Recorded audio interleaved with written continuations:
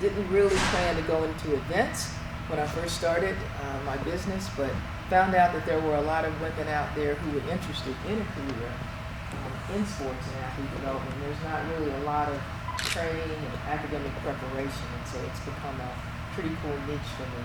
But most importantly, it allows me to remain in contact with colleges and universities and being able to partner with them and put on programs like the symposium. So graduate students that are in the sport administration program at the University of Florida, and previously the year before at the University of Central Florida, participate also in the event, whether they're male or female. So it gives me an opportunity to also learn, again, from everybody that's in the sport, but to talk more specifically about athlete development. So here, what I thought we would do today is get ready, because I'm going to engage you a bit in this presentation that we have for the next hour. I have some ideas and thoughts that I'll be sharing with you. I'm going to sort of conduct it like a class. So don't give me those blank faces when I start asking questions and everybody kind of looking around and saying, duh, because every answer is a great answer. I'm also here to learn from you guys. So thank you for having me, and we will just kind of jump in and get started. So there's not a lot of slides, so don't worry that I'll PowerPoint you to death.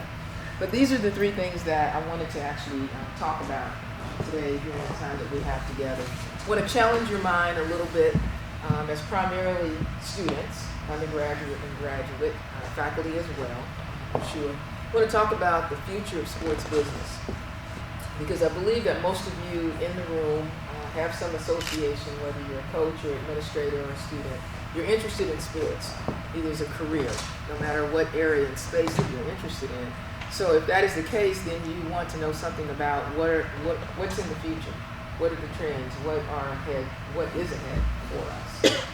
It's so many times that I do guest lectures and speak to graduate students in sports administration, sport fitness, and other areas, and we talk about trends.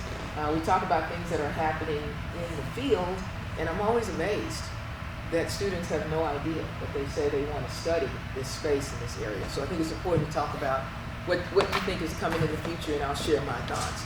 What are the attributes of successful leaders? And that should actually be a topic of question no matter what you're studying.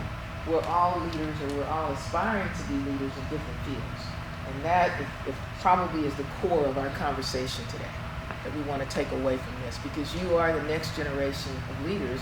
What does that mean? What should that look like for you? How do you define leadership? How do you apply the theories, the principles? Or how do you apply those in real life?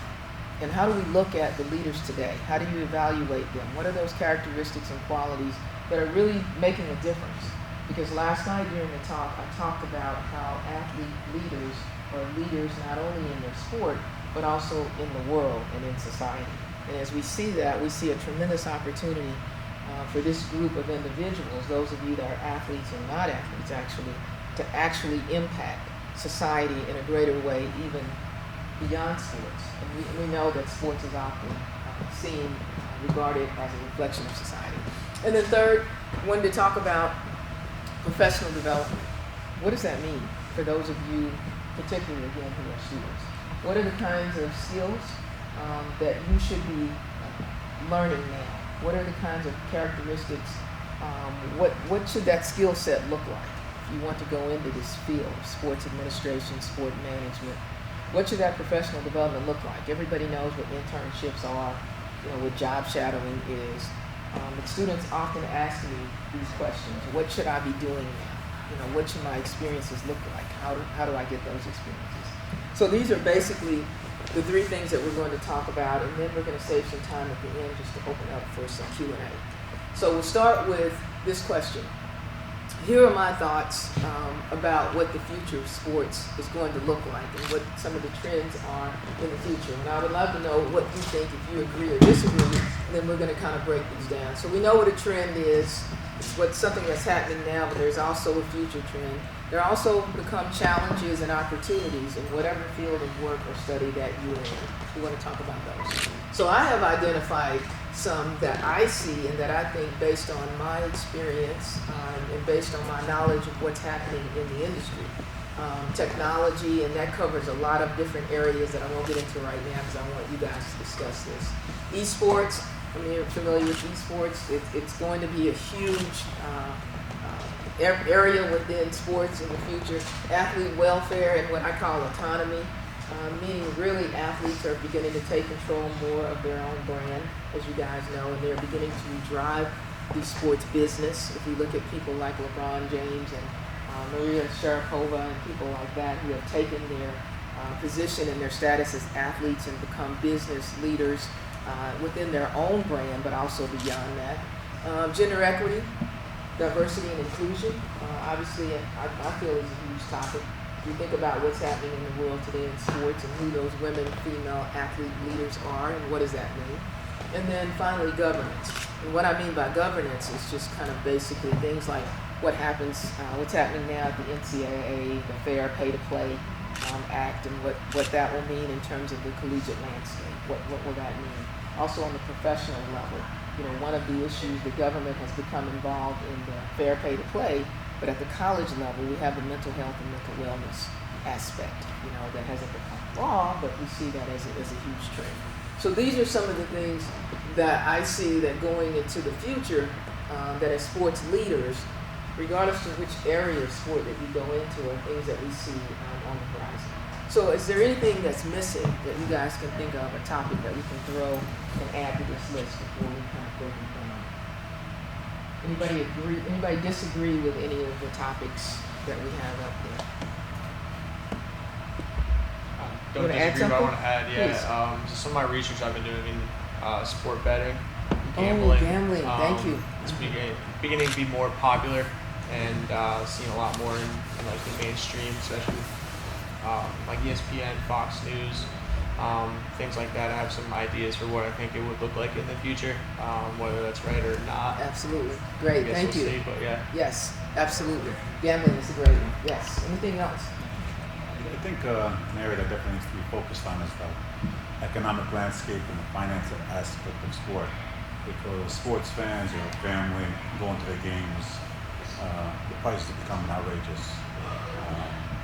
Even the money involved within the corruption aspect of the governing bodies, the money being thrown around, I think that's something that definitely needs to be a larger concentration on to figure out the ethical issues behind this. So we kind of got around. Okay. So that's a great addition. I actually hadn't thought as much about it. I think about sports leaders, particularly I guess at the professional level, thinking about making money and the concern being more with, how do we generate more revenue? How do we generate more money? As opposed to where they should be concerned about who can afford our product or entertainment. So that'll be an interesting topic to see as sports leaders. Who do you see are responsible leaders in that space? Do you hear people talking about their athletic directors or others, a concern that they have at all for the cost, for the average family? And where do we see that leadership? Hi, Doc. Where do we see that leadership at cost? So those are two good additions, gambling and the economic, how can I phrase that? The economic or the cost of sports and where that's going in terms of folks who actually consume it. Because obviously over the years when it comes to technology, most sporting organizations have been concerned with how do they deliver the sport. The most important thing, how do we deliver it to people? Is it in a handheld? Is it through what form of technology? Because in the end, you can only get so many people to a game. You can only get so many people to a match. You can only get so many people. And so the money that's to be made, it has to come through how sports deliver it. Television, like I said, your handheld, your computer, your iPad, or whatever. And so what those costs become in terms of streaming and those kinds of things, to where maybe there's other ways that people are consuming sport as opposed to paying that $50 for a family, $60 for a family to get the ticket and then go to a game and then be able to buy the food and the beer and all of that stuff. Okay, great. So these are two additions that we added. So next what we're going to do is I'm going to ask you to categorize what do you think might be the top 3 areas as related to the future sports business, the top 3. Remember we added gambling, We added the economics of affording to consume this entertainment. To this list, I want you to identify what your top 3 are, and then we're going to have some discussion about those top 3. So, show of hands. Because I don't think I can tally by voices. Hey, all in favor say who thinks technology? Okay, so help me out with technology. Okay. Who thinks esports? Okay, pretty good. Athlete welfare, autonomy, athlete empowerment. Just a couple of people. We've got to talk about that one. 'Cause I may need to explain it better. What do I mean by that? Because they are actually the ones who are controlling everything, in my opinion, going forward. Gender equity, diversity and inclusion, women in sports, leadership, not as men. Okay? And governance. Okay, great. So I think the 3 are going to be technology, esports, and governance. Okay? To my surprise. Technology, esports, and governance. So what I want us to do for the next 5 minutes, I'm going to assign each one of these 3 topics based on where you're sitting. And I want you to have a 5-minute discussion. And I want you to talk about what do you think are the trends now in the topic area that you have. What are those trends? In other words, what's happening now? And I want you to talk about what you think the future challenges are as it's related to your particular topic. And then what do you see are the opportunities for those who are going into sports leadership? Where are the opportunities to make a difference in those areas, whether it's to make more money or if it's a way to expand the business and the sport from a business perspective. So again, let's just take maybe couple minutes and share what your group discussed as it relates to your topic, what you think the industry trends are now, what the challenges and opportunities are for future sports leaders.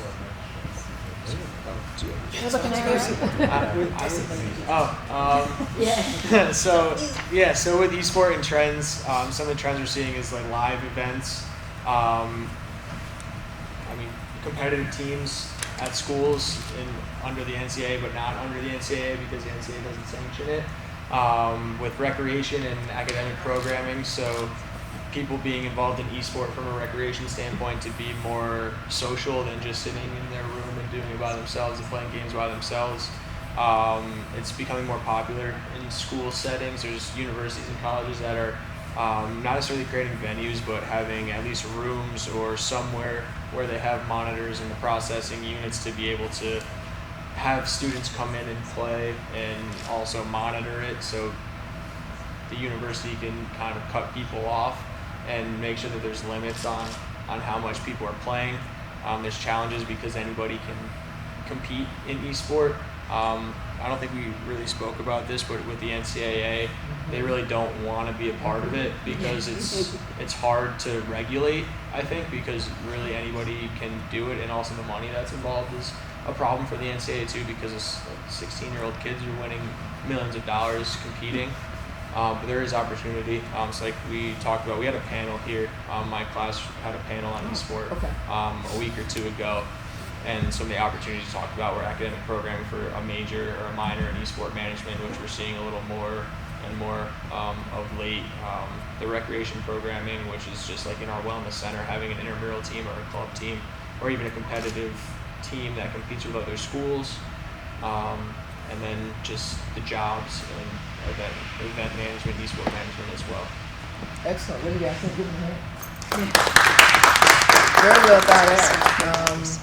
I think it's, again, I want you to think about these things from the perspective of we're going to be leaders in the future in sports, and what does it mean in terms of what's going on, but not also that, but also how you need to be preparing yourself, which is where we're going to go next in this discussion, whether it's experiences or your academic learning. One area that I'm wondering if you thought about, and because I came from the athlete development space, and this was introduced to me a few months ago, and I wonder what the athletic counseling people think they're in the room. Here I envision is a space for people from the athlete development perspective as well, because guess what? These young people who are not athletes necessarily they consider themselves athletes. And they are sitting in a room, as you described, across campus, all day long, playing these games. They will be playing these games for companies and businesses for lots of money. And they're making money right now. So this is a career. It can become a career, particularly for college students. And what does that mean? You're sitting in a room, all the addiction potential, I can see it. And then all the money that they're getting out of college students, who's helping them to manage that? Some of the same manifestations that I think happen can possibly happen with these even non-student athletes through this particular activity. Anybody ever thought about that? And so it was kind of proposed to me that, hey, there's opportunity there for people who work in development of people, whether it be sports or not. They're going to have the same kinds of manifestations and addictions to this sport and the money over time, possibly, is what we see in sports. Does that sound like totally crazy to you guys? I know not everybody knows a lot about esports. I don't know a lot, but I'm telling you it's happening right now. People are getting paid lots of money in their dorm rooms to play by big companies. It's big business. Yeah, so thank you for that. Good thinking. Who's go next? Technology, maybe? Yes, you guys have great ideas. Share. We were talking about like the trend of it for football and like the men and women's basketball teams have been using something that's called shot tracker, and how you can wear like a tag that calculates stats throughout a game, throughout practices, and I know football uses it, but just like the transition between not having that and having to chart everything to now having it be something as easy as looking on an iPad to have everything calculated for you right away. Other forms of technology you guys envision? Sure. We also talked about how it can like be hard for athletes to, because they have to be so cautious about what they post and Social media? social media. And like in my legal issues class that I took last spring, there was a freshman on a Division I soccer team, and when they won like the championship game, she was so excited that she flipped off the camera that was taping the game by accident because she was just so happy, and she ended up having her scholarship taken away because they thought that they just had like ended up catching it on tape, and it turned into this big thing, and she ended up like not being on the team anymore. So They're on, they're always on. Certainly, I know in the NBA a few years ago, when they started live wiring the players and the coaches, the Players Association pushed back and said, oh no, it's going to have to be at least a little bit of a delay here. So now actually when you see somebody interviewed on the sideline after the time or whatever, they've already filmed it. So actually, right? Because the union was saying, hey, what if we have a player or a coach or somebody that says something, that was either negative or demeaning or whatever, and they don't want that. Other issues, challenges with technology. Anybody else that can add? So the wearable technology is what we talked about in the future. What else? I think another aspect of technology is virtual reality. Yes. I think that's growing as well. I think just being able to put a headset on and almost act like you're on the court or courtside on the bench or whatever it is, just getting that feeling of being there is definitely rising. You're right on point, because it's all about the fan interaction, right? So it's about the business of sport, but it's also sports. Ultimately, leaders know it's about the interaction, the feeling that you have, the experience, the relationship to the athlete, to what's happening, and trying to increase that fan engagement. That is probably one of the biggest topics that's going on in technology now. The Philadelphia 76ers are actually leading in that space, that whole fan interaction, what happens at halftime, up in the suites. It's all about that fan engagement, fan interaction. Any other areas? We talked about some of the challenges with technology, the privacy, the confidentiality. I know at the MBA level and also at the college level, and also at the professional level, I'll say that. But one of the issues as it relates to the technology and social media is now that athletes and all of us are engaged in social media, athletes will frequently disclose their health condition, right? Whereas before, that's something that you would, a team, an organization, even at the college level, would probably not want someone to know the medical condition of the athlete. Why? What might that impact?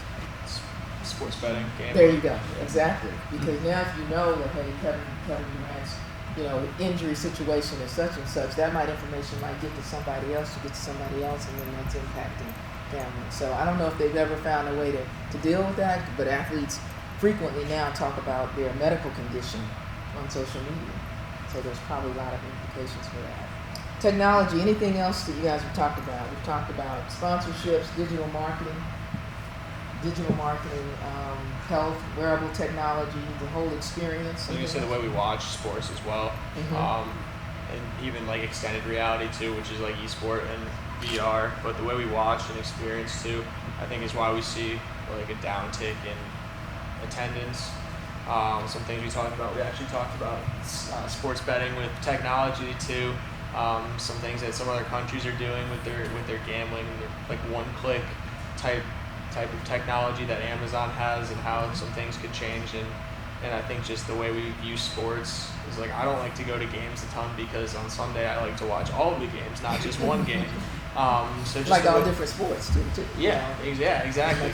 And I think just the way we watch sports, we're kind of getting into a weird space where, like, why go to the game and spend the money when you could be on your couch and see the have a better view. Like, I don't want to spend $400 to sit in the nosebleeds at Gillette when I could watch the game absolutely at home.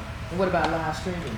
Yeah. When it comes to technology, what is that future going to look like? And so all of these discussions that we're having, really, they have implications for you too, hopefully, in terms of opening your insight in terms of what you can do in this business. If that's something that you're interested in, it's not anymore just defined roles and positions. So now there's opportunities being created to do all kinds of different things.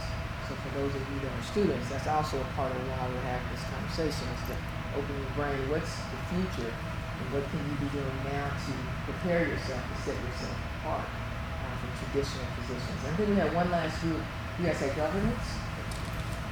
Look at this. I'm not your faculty member here in the school management department. Okay.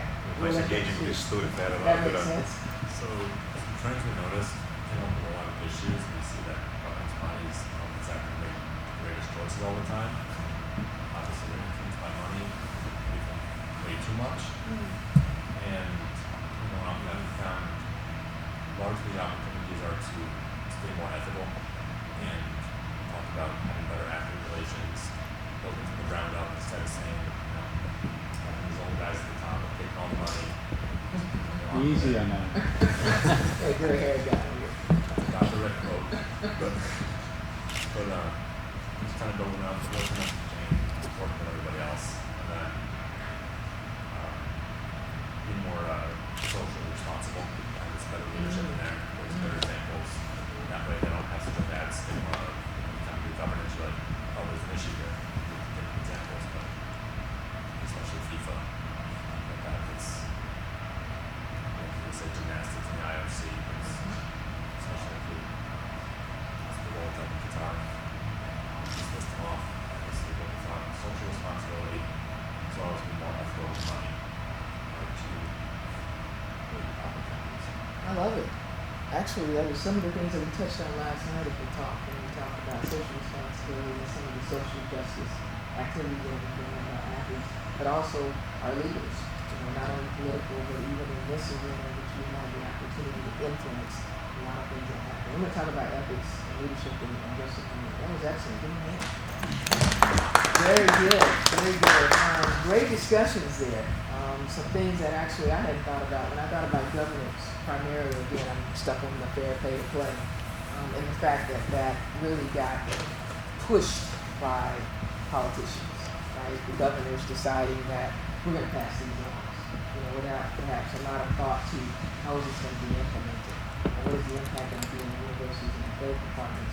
But apparently they've taken control from the government perspective and saying these things are going to happen in sports and in our arena. So you guys did a great job with that. We'll keep moving. Let's talk about the next piece, which is leadership and just attributes and skills of successful leaders. Last night I talked about, for those that were there, kind of my top 6. The things that I thought were important. I won't go through the whole list of 6. Some of them I'll touch on as we go through here, and we talk about skills and attributes of successful leaders. So I want you to think about the leaders that you have had either as your instructors, your coaches, faculty members, peers on your teams, and I want you to ultimately begin to shape your idea of what you think or who you think a leader is. And is that changing? Because this is one of those words where lots of people have definitions of leaders and leadership. But as a sports leader, you have a unique opportunity to shape what that is. And today, more than ever, my thought is it's pretty important. And there are some pretty important attributes that you may want to consider having. So as we talk through, obviously I have some of my favorite people photos here, that obviously I consider great leaders for various reasons. And so we're going to talk through for just a minute leadership versus management versus coaching. I know we don't have a lot of time, so I'm going to spend a lot of time. So I'll ask one person or 2 people. What do you think today's leaders and in the future, will they be more managers or will they be more coaches? And why? Because leadership and management is not always the same thing. People think about it differently. People think about leadership along the lines of having vision, right? And setting the big picture, where management is more, we learn the nuts and bolts and how do you actually get things done. And then there's what we call coaching. And you guys all know about transformational leadership, transactional, servant leadership. You studied all of that in the classes. So give me your thought on what do you think, how would you define tomorrow's sports leaders? Managers, coaches, or some other term, and why?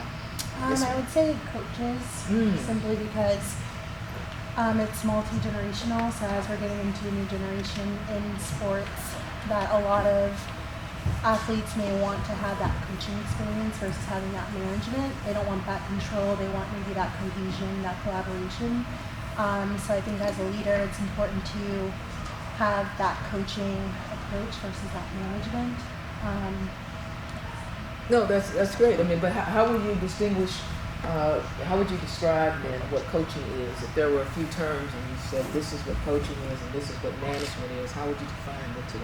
Management to me is more of a control. You're controlling something versus coaching. You have that open communication, that collaboration. You're allowing that piece of, I'm a leader, but I'm allowing you to also contribute, versus to me a manager is, I'm managing this, and this is how it should be done. So I think moving forward to be successful as a leader, having that open collaboration is important, because that allows better success in a whole.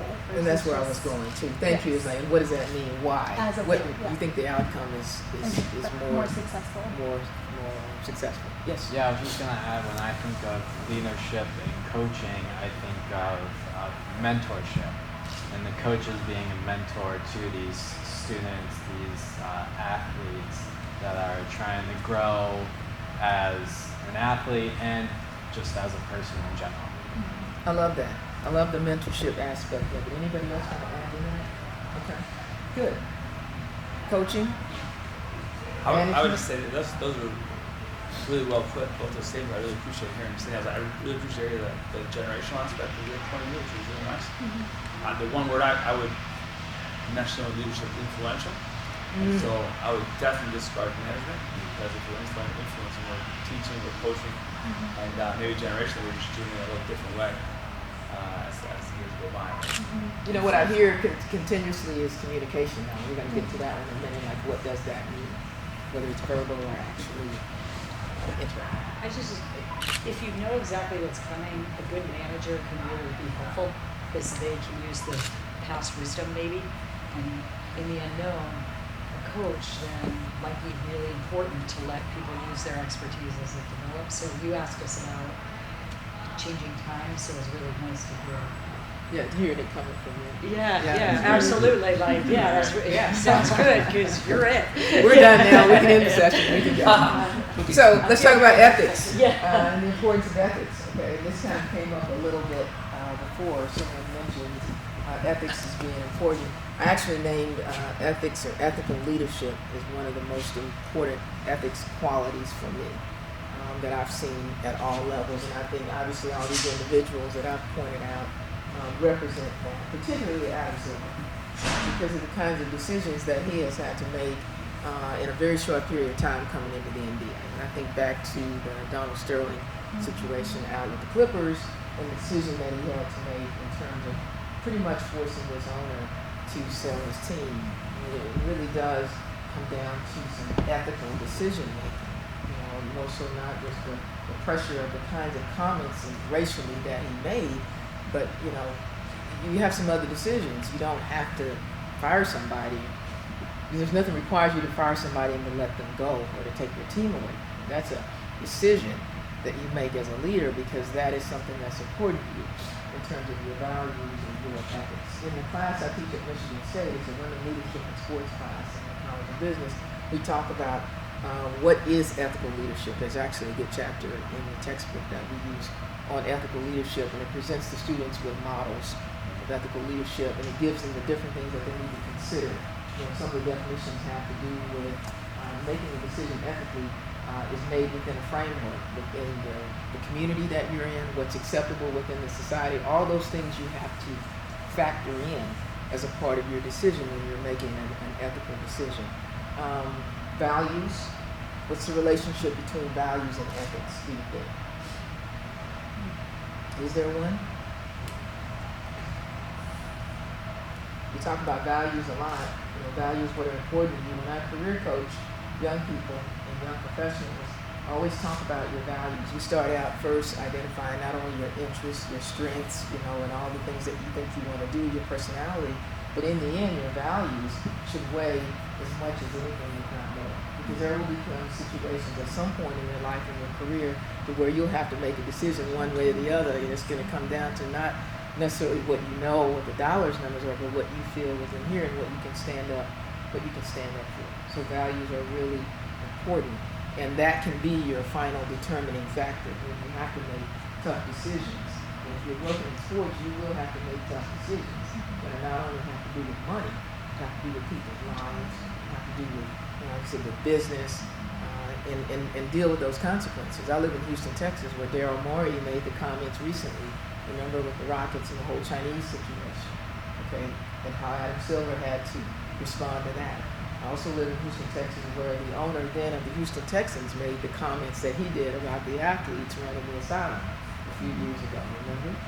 So there are different things that people's ethics and values come into play. These are things you think about now, what you stand for, and who are the leaders that you see now that are successful out there in sports. Maybe not successful financially, but who do you admire and you respect, and what kind of nation, society do you want us to have and that you want to be a part of going forward? Because you can make a difference, and you will make a difference. It's important.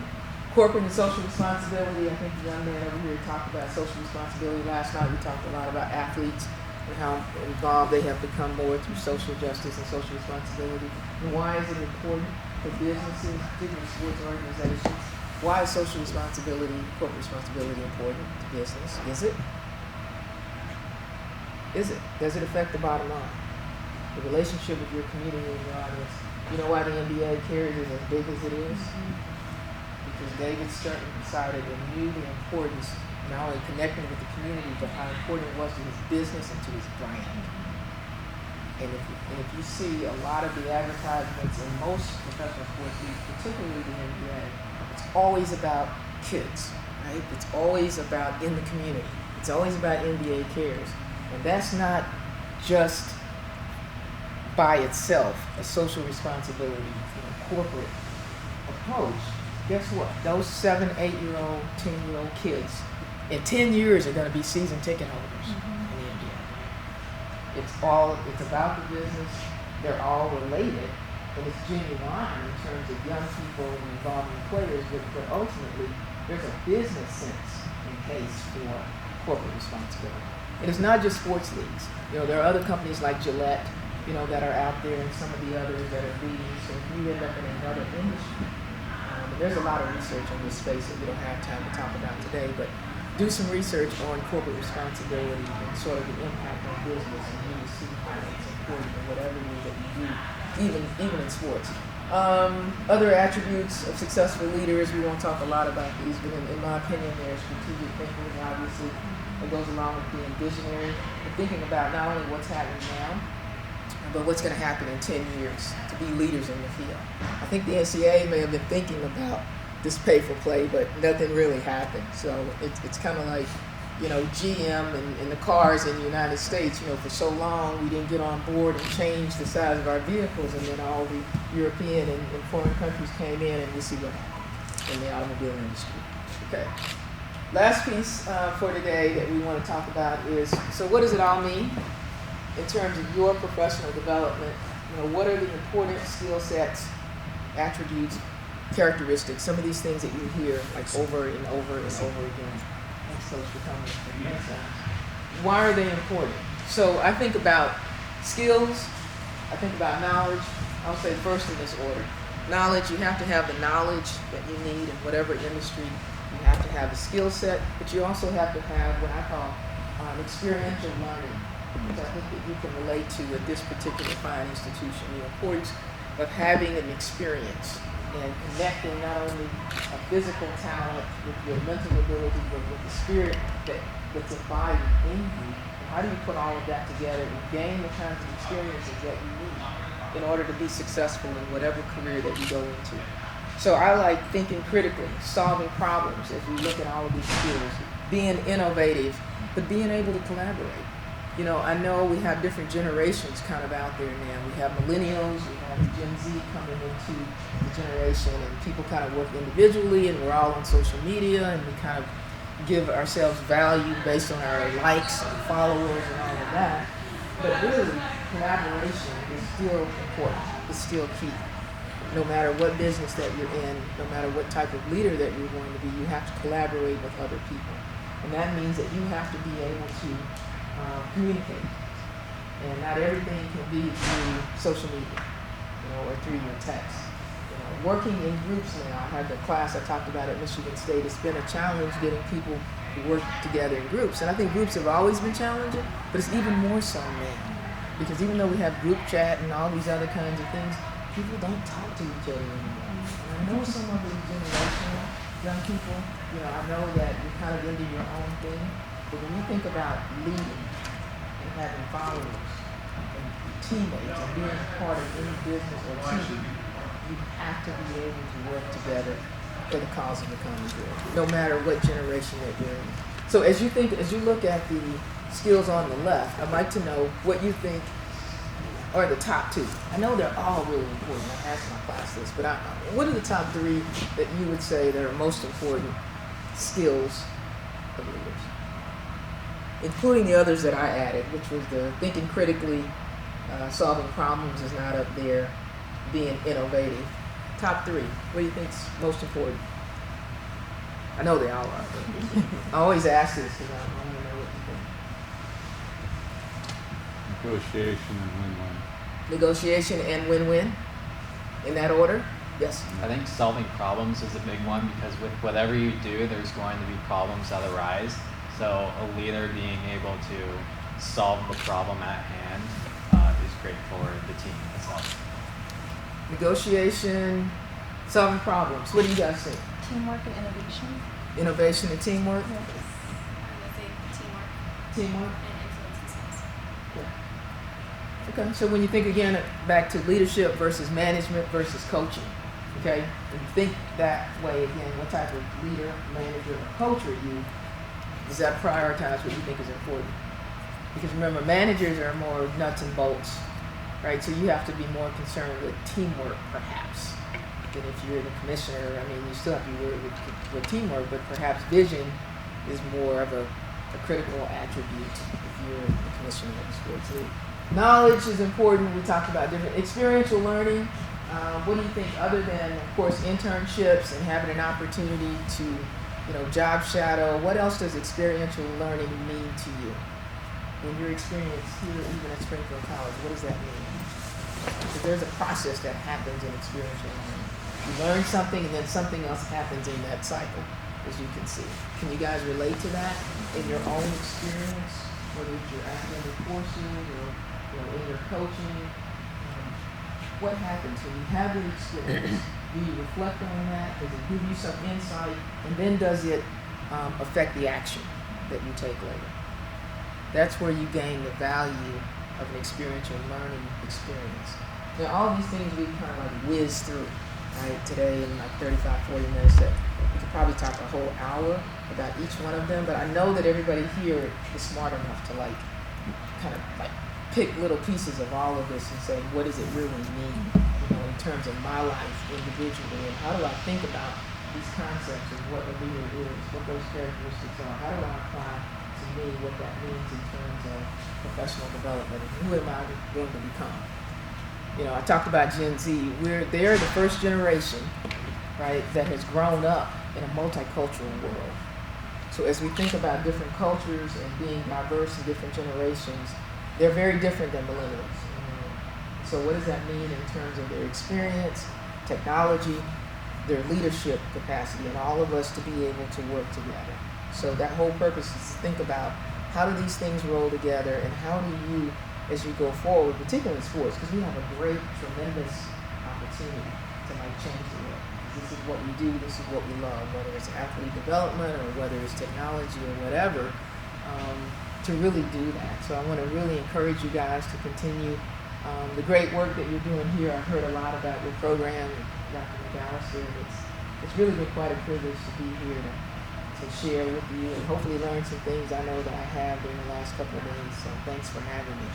Any questions? Are we out of time? Doctor, you want to add to you want to just open it up, or I know folks might have to leave. Time for a couple questions. Okay, sure. Anybody just want to make some comments, either to each other or questions about anything we talked about today? I really appreciate the coaches. Good luck to them.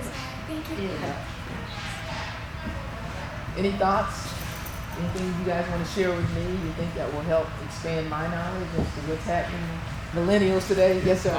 Yeah, that's kind of what I was going to ask about. So professional development and managing or leading people as we're graduate students going to hopefully be in management positions. So being leaders of a different generation that is, like we talked about, completely different than we are. How is that changing? How have you seen that change? Obviously, because a lot of your experience was from a different time. Yeah. I'm a boomer. I'm a baby boomer. But just three generations teaching with different people, it's different. How do you adjust, or how do you make those changes to be able to work with different kinds of people? That's a great question. And I was telling what they're not here today, but the students I had in the Hall of Fame, we talked about this question at length, because one of them asked me the same question, and I appreciate it. Oh, I'm sorry. No. It's a great question, because I say that's what I do, is develop young people. And the way that I've done it has been in the last 3 years since I transitioned from working in corporate to my own business. I've had to make that adjustment, not only from working with athletes, but being a business person. And so while I'm not technologically savvy, I'm not afraid of technology. So social media, right, is something that I have to master, as a business person. But I don't try to learn that and do it all myself, because I have mentees like you guys now. This is the short answer is this is how I've done it. While I stay connected to graduate students and mentor a lot of you guys, because you guys help me, right? So when it comes to social media, it's like, oh, Doc, I'll do that for you, because that's what y'all do. Y'all don't teach us, y'all just get it from me. You do it and you give it back, and the next time I don't know how to do it. But I mean, it's okay. But I partner for you guys. Like whatever I learn here today or the next couple of days, I use that in my business. I have interns with my company that intern for academic credit. And so they work on areas for me, whether it's marketing or my website, that needs updating. And they teach me in terms of communication, and that's how I do it. And then I've also, because I do career coaching, I'm always working with young people that are your age. And so they're always helping me to understand, this is how we do things, or this is how you need to do your social media. As far as supervising them and working for them in the future, I think you'll be in good shape because one, you're a lot younger, you're a part of this generation.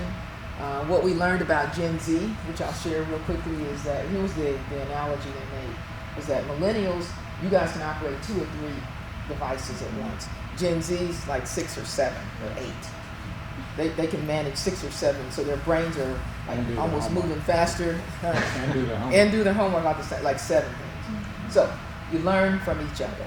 I tell the women that I work with and graduate students, one of the things that we need to be doing more, we're talking about how to continue to develop as women in sports. We need to be collaborating more with the guys in our classes, right? So we don't do that. No one really taught us that. So in graduate school, you're sitting next to women and you're sitting next to guys who should become allies for whatever area and space that he goes into. If it's sponsoring and marketing and sales, and you're over in athlete development, you guys might both be athletic directors one day or conference commissioners or college presidents. You need to know what each other knows, and from a gender perspective, because you're educating the guys from a perspective of women. They don't know that, and vice versa. So I think that's one of the ways. Yes. Does that help? Yes, thank you. How do you feel about the mental health issue that's going on in sports? How do I feel about the mental health issue that's going on in the sports world? I think it's fantastic that so much attention is being brought to the cause. Because if you've been around long enough, you know that mental health and wellness has been an issue in our society forever. It's kind of like autism, right? When autism first came out, everybody was kind of afraid of it. It was stigmatized, was thinking about what it was.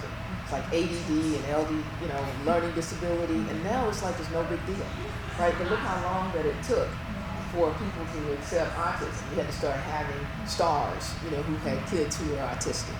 So it's sped up, I think, society's attention to the larger issue of mental health and wellness. And I think that it's about time. I'm really excited and proud of the professional sports leagues and the Power 5 conference, you guys may be aware, has required. It's the only conference that has required that its institutions provide mental health clinicians and wellness for student athletes. So I think it's fantastic. It's also going to open the door for more job opportunities. I work with the Alliance of Social Workers in Sports. It's about a 5-year-old organization. They train MSWs to work in student athlete development and athlete development at the professional level. So it's going to create job opportunities for them. And it's also going to stimulate, I think, student athletes, to not only come out, and not be afraid of kind of the things that they're dealing with, like Michael Phelps and all of these guys and Kevin Love, and even some of the women. I think it's going to help the athletes as well. I happen to know the person who runs the mental health, performance, and wellness program at Temple University, which I think is one of the best in the country, and also at Ohio State. Some of the folks that I work with work in athletic counseling there, and those are 2 leading institutions that I think, that are out there. And they talk about athletes coming in all the time, student athletes, talking about their anxiety and their stress. And there's always been performance sports psychologists, on a lot of these campuses, but this adds another dynamic, and perhaps it stimulates and motivates more athletes to go into the field. Are there athletes in this room today? Are you an athlete? But I think it opens the door because you have that conversation. You can be in a relationship. What do you think? I feel like I wasn't into it at first, but now I keep seeing it pop up more frequently.